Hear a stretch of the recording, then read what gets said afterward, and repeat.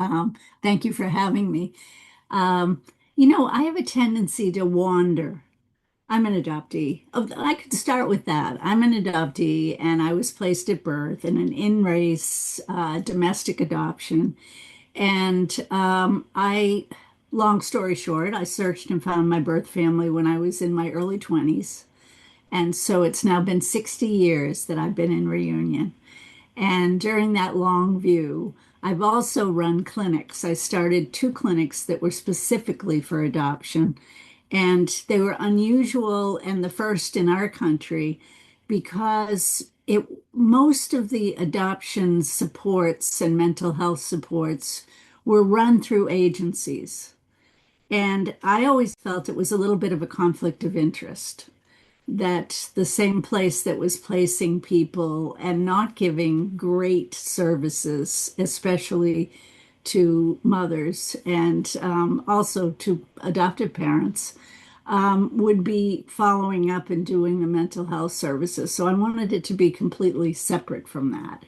And really to give people an opportunity to work in a setting that was not pathological, that we weren't looking for the problems. We know there are problems. They're part of what was given to us all. So anyway, that's a little bit about my background, just to touch on. And I'm happy anybody who has questions, I'm an open book. But I've been doing therapy in the world of adoption for almost 60, 55 years, I think. And I've been on the faculty of Harvard Medical School as a lecturer in psychiatry, which was never easy in the beginning because most of my colleagues would tell me there was no psychology of adoption, Joyce. Why are you doing this? And I would say, I beg to differ. I'm living it and I'm watching it every day with the people that I work with. So that led me to start programs and to begin to look at adoption much more carefully for all of the parties involved. And I do feel that I was able in the early days to be a good person to pull this together because I had a good adoption. My parents were clueless. I mean, they didn't really understand what was going on, but they were lovely. And my birth family, when I met them, were wonderful, slow to warm up, but wonderful. So I have a positive relationship with both my birth and adoptive family. And I think it gave me the ability to reach everyone and letting them know all along that the adoptee is the centerpiece. Without us, we wouldn't be talking about adoption. It's really all about the baby or the child in many cases. So I think it's important to be able to wrap everything around, to understand the importance of what's going on with all of the other parties. And with your recent experience of the apology, which I think is fantastic, it's a huge step in the right direction. It's not enough, but it's really something to educate the other people. I thought the wording must have been done by an adoption related team because there were a lot of very good nuggets in there. And I do think that it made a difference to the general public. People don't really know what's going on. They make their assumptions. But I think this is very important that it's open. Something that was so covered in secrecy for so many years is apologized for and talked about. And I think that's a huge step in the right direction for the general public.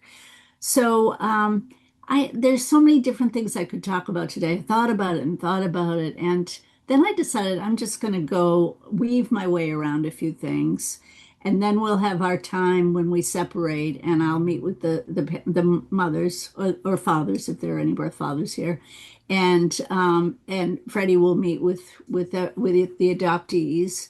And then we'll come back together. And that's where I think things are important to be able to listen to each other and to understand and respect the sameness, the difference, the vast difference. There are no two adoption situations alike. I once had a young woman come to my clinic and she said, I'm looking for a therapist who's a Korean adoptee who's a lesbian and an artist.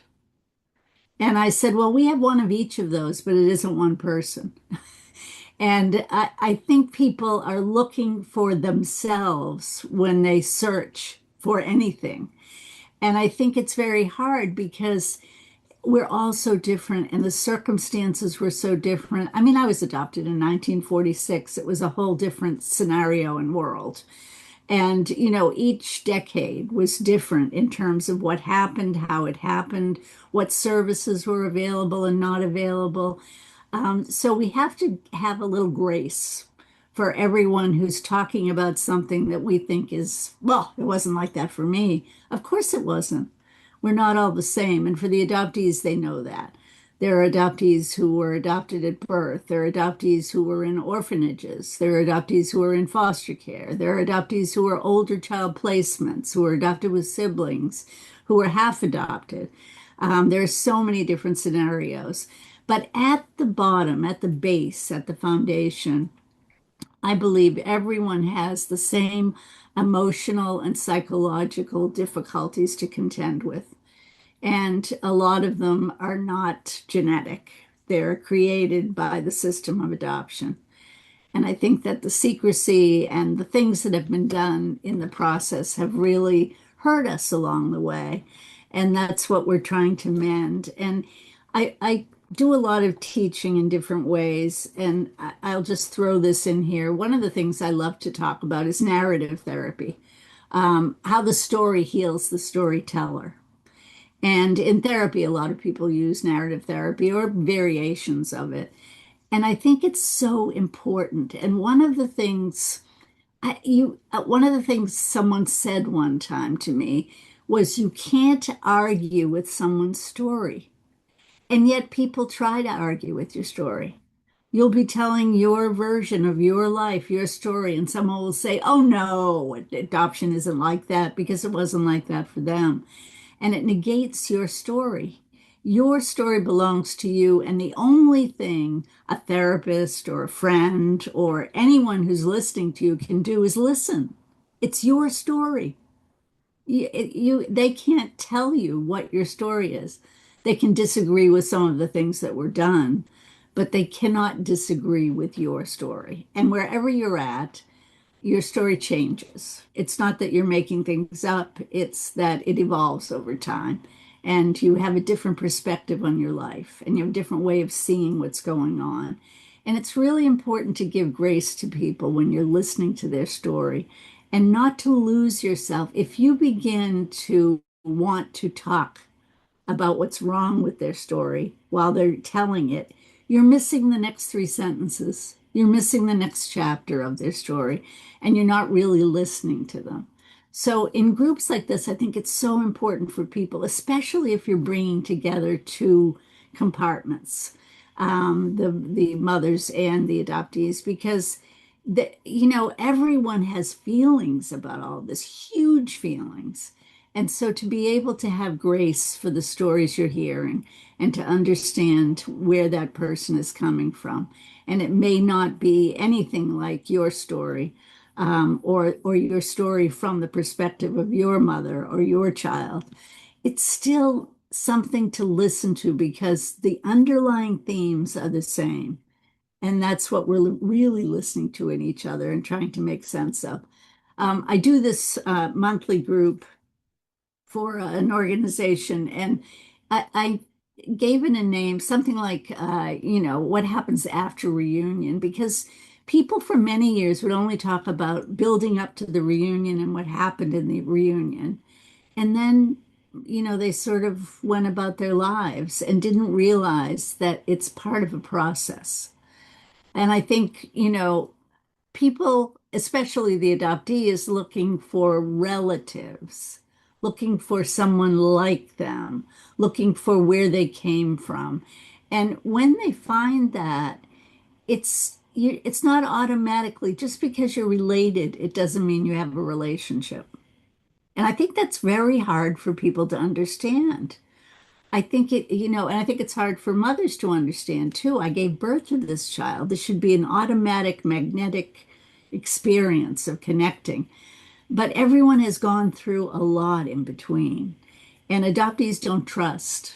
The first developmental stage is, you know, trust, mistrust is right there. And the first thing that happened if they were adopted as infants is they were removed, they were changed, they were moved, they were traumatized, they had loss. So trust is not an easy thing to gain. And I think it's important when working with people who are searching to help to prepare them for the process. When you find each other, there are so many steps to it. I remember the first phone call I had now I was searching in the dark ages in the 60s, and we didn't have any computers or anything. It was a telephone on the wall that I picked up, and there was my mother's voice on the other end of the phone. And although I had been the one searching, it all of a sudden occurred to me that she was a real person on the other end of this phone. There are stunning moments as you go through this that really, it's an amazing process. And the meetings can be incredible. And sometimes there's a meeting and then there's a dissipation of connection for a while. And whoever wants more and isn't getting it feels rejected. And there are lots of things that are going on in people's lives that cause that feeling to come about. But I always say that isn't the end. That's a pause. There are lots of pauses in reunions, and you have to respect and give grace to whatever's going on for the other person in the process, and not to automatically think it's something negative about you, because I think we all tend to do that in some instances, and that's not helpful. So, really giving yourself grace and understanding that things may take a while. I know that there was a young man I worked with who was adopted in New Zealand. He lived in New Zealand. And he met his birth mother he met a lot of his birth family when he was in his late teens. He had a wonderful social worker who I met one of the times that I went and talked in New Zealand. She was known for helping people to connect, and it was wonderful. And she had helped him. And then he moved to Scotland, and then he went to college, and then he moved to the States, and he went to graduate school. And then he came to see me in therapy, and he said, "Oh, I've already done my search." And I have to tell you, this was an adoptee who may have done the surface search, but he hadn't done any of the deeper work that one needs to do to make sense of the whole picture. And at that point, he had to go back and figure out what he needed to do to really feel and understand the connections that he had made and not to just check them off. Okay, I met her. Okay, I met my sibling. Okay. It's much more than that. And if you want it to be, that's the other thing. Different people have different needs and different ways of responding to each other. And the story matters a lot. Whatever happened to the mother that led to this situation is huge. I work with so many mothers who were underage when they had their child, and their parents or their pastors or their vicars or their, social services really moved the adoption along. They had no choice. They couldn't sign anything. They were 16. And so it really wasn't, I spend a lot of time helping those mothers understand that you did not place your child for adoption. It's your parents who have to deal with what they did, and you experience the loss. And usually there's not a great relationship between a parent who was pushed in that way with their mother or with their family. And I think that those things are so important. Every different scenario results in a different way of seeing your life and seeing how it melds with the others and how it works. One of the things that's very important is, you know, being in a group like this it's done wonders for so many people over the many, many years that I've been doing this work, because what's shareable is bearable. And although no one has the exact same story, the fact that people get it and that you can use shorthand and start to talk about things and everyone goes, oh, yeah, it just makes a world of difference. It makes you not feel so isolated and so different. And this can be a very huge step in the healing process. So I think these groups are amazing and can be very wonderful. One of the things I did, I printed out some little memes and things that I thought I'd read, and then we'd talk about. I would talk a teeny bit about now, and we can think about them in terms of whether we want to talk about them later or or not. Um, Here's a quote by an adoptee. Sometimes when I meet someone for the first time, I say, I began my life with the loss of my entire family all in one day. And they look at me in shock and horror, and some of them begin to cry. The reality of this is jarring to them. Conversely, if I meet someone for the first time and I simply say I'm adopted, they look at me with a warm, fuzzy look and say, oh, that's so wonderful. And this is an experience many, many adoptees have or think about. And if the rest of the world understood, and it's really downplayed by agencies and by adoptive parents if they're, really wanting to claim this child. They don't want to get into that, what you lost and what an impact it had on you. But it's huge. An adoptee lost their entire family, their entire extended family, their entire culture, their entire, so many things in that shift. And if it isn't acknowledged, we're not giving them the respect and the support they need. And then you look at the other side of it to the mother and see what they've gone through, and they're to forget this and move on. And, this is shameful, so you don't talk about it. If you don't talk about it, you can't process it. And if you can't process it, you can't get to a place where you're going to be healing yourself. And so these are really important things to think about. And I loved that quote because I think it really makes a difference in how people listen. So this is another little quote. Imagine creating a system designed to protect children, then never asking the children who lived through it whether it actually protected them. Now that's what we've done. We've done that in foster care. We've done that in adoption.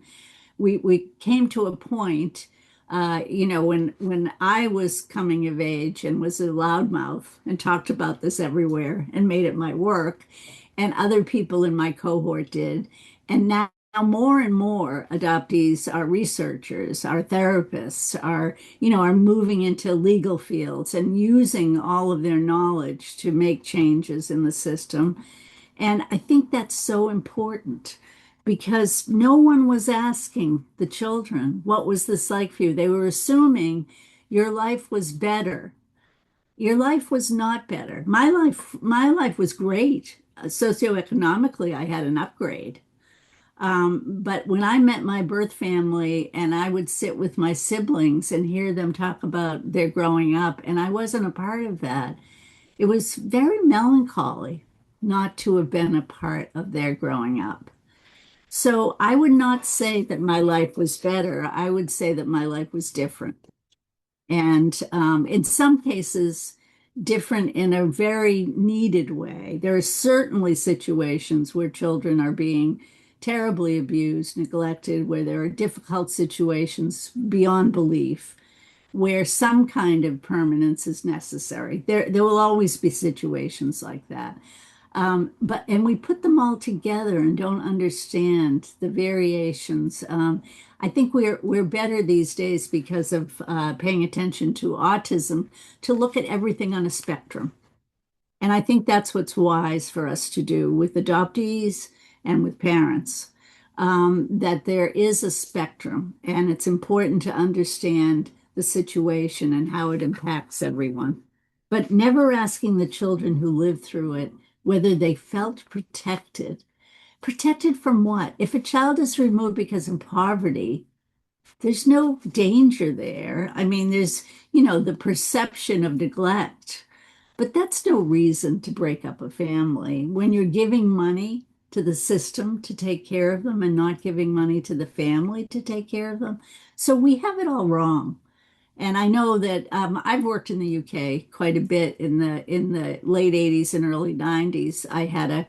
My clinic worked with after adoption, which was in Manchester and in London and there were lots of different places around the country, and they did a lot of work with post adoption and search. Um, and so I do understand the system somewhat, not as much as all of you, obviously you're in it. But I do understand it's different than the US in many ways. But again, I would say it's different. It's not better. There are things that each of us have done that are not in the very best interest of the people we should be caring about and we should be looking out for. This is another thing. Where did I find this? This was birth families are not a threat. There's a feeling that adoptive families sometimes have and that agencies have because they're afraid that things will get mixed up and they won't be able to move forward with their plan. Some people hear birth family and they think of betrayal. Adoptees are not dividing love. They're trying to understand themselves. A name, a face, a medical history, a sibling, a reason, a missing piece. Curiosity about birth family is not disloyalty, it's self-discovery.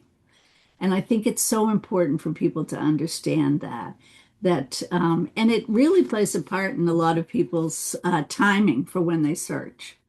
In the old days, it was really people didn't search till their adoptive parents died if they felt good about their adoptive parents and they didn't want to rock the boat. And I think things have changed somewhat, and many adoptive parents have had enough education and sensitivity to understand that it's important for the adoptee to have a connection and to know more about their history and their life in some way. As a family therapist, when I do an intake, especially at my clinic, I would do a 4 generation genogram, which is like a family tree sort of thing. And I would do that because I wanted to see what the situations were in the family, not only in the generation we're looking at, but what came before. And it's very interesting. You often see patterns in families. There's often a pattern of what has happened before and gets replicated. And it often gets replicated if people don't talk about it. If they do talk about it, there's a chance to acknowledge it and do something different. But if they don't talk about it, it sometimes just seeps into the next generation in ways that are not really moving people and healing them in any way. So I do think it's important to look at generational trauma and to look at other situations as you go through the process. Here's another adoptee note. My state erased my mother's name from my birth certificate and put another woman's name as if she had given birth to me.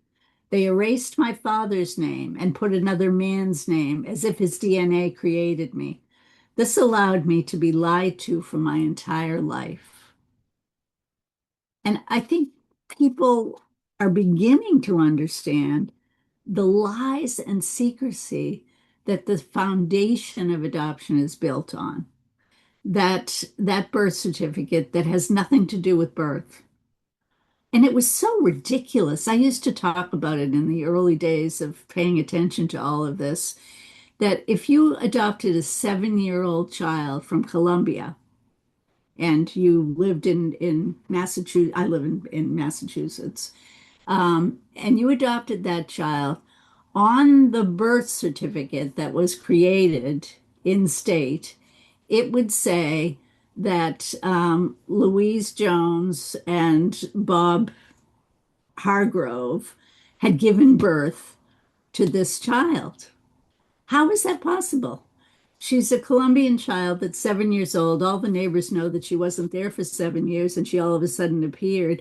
What this does to the community, to the message, I mean, it's appalling and ridiculous. And so many people don't even know this. I have worked with many, many adoptive parents who, on the day of the adoption, learned that there would be a false birth certificate.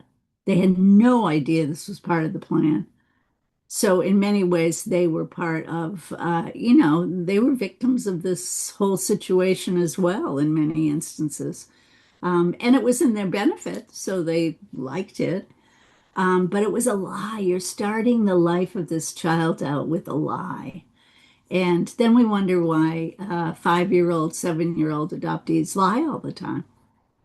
Why they, I mean, there are things that adoptees do developmentally that I made a whole chart when I was in graduate school at Harvard, that there are issues. And I was so lucky to have Eric Erickson as my professor, and he was sort of the father of developmental psychology.